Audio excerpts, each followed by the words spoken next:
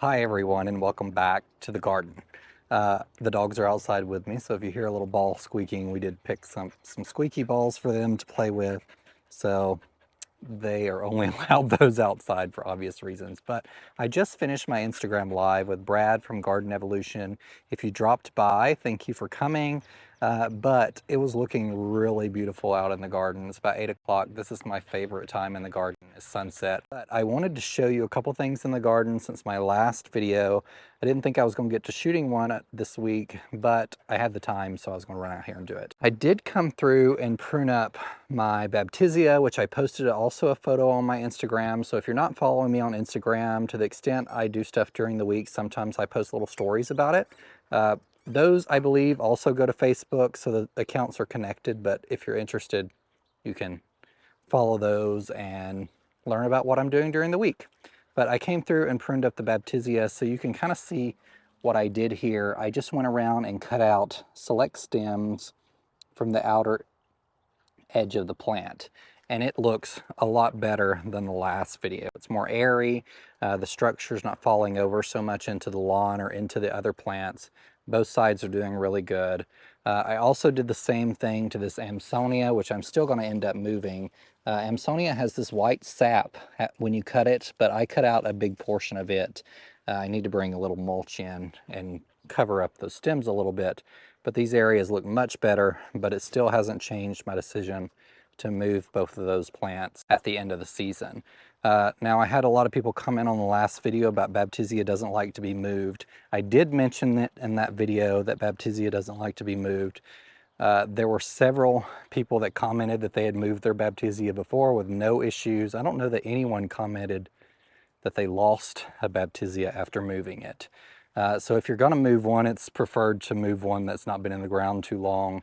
After several years, they get a really long taproot, but everything I've seen online, I think they're really hardy plants, and they're pretty hard to kill if you get enough of the root when you're digging those up.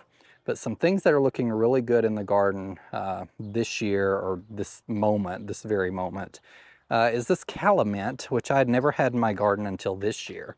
And I really love it at sunset and how the light shines through it. It's done really good against this boxwood topiary that I planted. I think it's just really magical.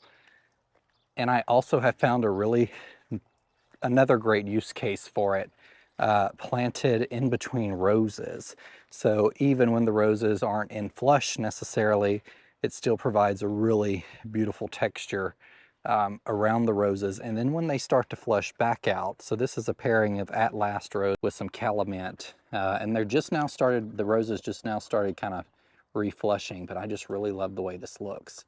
The sun's starting to set and it's kind of flowing through it, not as much as it was a while ago, but it's just really, really beautiful. Another thing I did last evening was prune my Weigela, so I never got around to doing that after it bloomed, which typically if you're going to prune Weigela, you do it immediately after it blooms. I waited a little longer, so whether I get a ton of blooms next year, I'm not sure, but it had to have some pruning done. So let me show you what I did. So it looks kind of severe. A lot of people told me to go through and cut out the oldest growth. I was a bit hesitant to do that, even though those were kind of the instructions that I seen, because the oldest growth was also the sturdiest growth. And from my experience pruning hydrangeas, you want to leave that older growth. Now, I am not a Weigela expert, so to the extent these do terrible next year, that'll be a learning experience, honestly. But I actually cut out a lot of the growth that was really floppy. So I think now that I've done this, it might do a little better standing up on its own. A lot of the oldest growth was also really weak stems, and so it was kind of a combination there. I just removed all of the really floppy stems. They were spilling into the air conditioner fencing all over all these other plants, and it looked so much better. And after pruning them up, I have a little more planting area I discovered. So I have some salvia here that I've never been really impressed with the performance. I'm going to remove that, and I can add some different perennials here. There's another one of those salvias here. I also trimmed back for this rose. So there's plenty of sunlight that this can get to continue to grow and do as well as the other one. And overall, I'm just glad that little, wasn't so much a project, it didn't take long. I don't know why I hadn't gotten to it sooner, but it was just one of those things where I don't have any experience doing it and it was concerning me, but we had to have the air conditioner maintenance people out here just to do their regular annual maintenance, and we had to take, you know, the fence off the front of the air conditioner units, and the Weigelas just impeded some of that access, and so I just decided to prune them up while I was at it. The garden is looking much better after we got a rain the other day. It's kind of dried out again. We've not had any rain again this week, so it's been almost another full weekish without rain. But this is kind of the time of year where the garden dries out. July and August at my house is pretty dry. It will rain 5 miles north of us and 5 miles south of us, but we may not get any rain at all here. So it's just something I have to deal with, and one of the reasons I invested in drip. All of the stuff that I have not put on drip, with the exception of the hydrangeas on that side around the rising sun redbud, have done really well. And so none of this area is on drip. I do have a drip line behind there that I can tap into if I have any issues, but everything's done surprisingly well. And my zinnias are super behind this year. I don't know that they'll ever bloom. I did end up planting them. There's one right there, and there's periodically throughout here. But this year has not been a good grow from seed year. Everything I've grown from seed, except my tomatoes, and even they were slow, has not done really well. I mean, the cosmos have done pretty good, but most of the stuff has not done really well at all.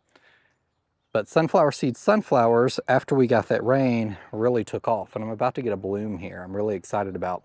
And this one's interesting because it's split kind of at the bottom, and there's going to be an even smaller bloom right here. So this one has a black, kind of a black coloration to the stem. And I've been following him on Instagram, and I think that's going to indicate that it's probably going to be like a maroon color. So I'm really excited about that. I have these right here. This one, which is probably may just be a yellow since it's a regular green stalk. I had planted another one down here, but it didn't make it. And then I have a couple along the fence line over there that are much smaller. Not sure why. It could be because the willow and the drought we had, and they're not necessarily on drip back there, sucking up all the water. So there's a lack of nutrition and water back there. But they're coming away. They're about half the size, and they were planted out at the same time.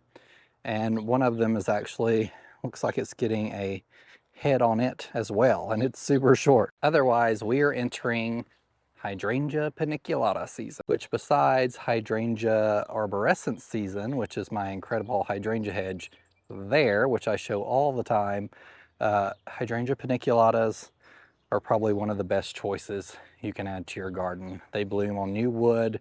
You can prune them back. Don't have to worry about any pruning on them at all. They're always going to bloom for you. They have beautiful cone-shaped panicles. Like you can see here, these are just starting to open, these bobos. And I'll go into much more detail in my garden tour about this. But they are hard workers. Now, if you notice something on your paniculatas, which seems odd, and that is yellowing leaves. So right here is an indication. In my experience, they just tend to do that. It's not an indication that they're receiving too much water. In my prior experience where I lost this hydrangea standard, they were wilting when they were getting too much water and were drowning because of the clay soil. The yellow indication is an indication that it just needs a little more water, but they're not going to droop on you because of a lack of water, like Macrophylla or arborescens smooth. So, great choice. I imagine if they were severely lacking in water, they might wilt, but they're not going to wilt on you during the day just because they spent some time out in the sun. They're more likely the blooms to burn, particularly the first couple of years, from just, even if you're giving them a lot of moisture, they love moisture, but they may not have enough established root system to pull up all that moisture you're giving them. So you'll find that the blooms will age from white and just dry up a little bit instead of aging to pink, which we discussed a little bit on the Instagram live we had tonight. So Paniculata is a great choice. Proven Winners has done an excellent job of breeding all different sizes. So to the extent you can't put a massive one in your garden like Limelight, which can get 6 to 8 foot tall and wide, sometimes even larger. Pinky Winky can also get like 8 to 10 foot tall and wide, although I've tried to keep them pruned down in my garden. All of those back there are Pinky Winky. And Pinky Winky, in my experience, has the strongest stems of any of the Paniculatas. They are going to hold up their blooms no matter what, even if they have rain on them. They are just some of the strongest stem hydrangeas I've seen. Now, Limelight Prime might give Pinky Winky a run for its money. So you see these hydrangeas are yellowing a little bit. They don't have drip on them. They've kind of fended for themselves. They get a little sprinkler overspray, but that's why they're yellowing a little bit. This is their first full season in the ground and in the sun. But they are also super sturdy. So that will be a good option, better than traditional Limelight. The Limelight Prime is a new one introduced.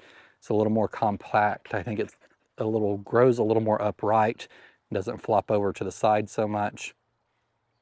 But it will definitely hold the stems better. So if you're looking for a Paniculata, Pinky Winky, which gets really big, Limelight Prime, a little smaller, and even further down is like Bobo, which stays even smaller. Firelight Tidbit, which is a new one introduced, I believe last year, is also a smaller hydrangea.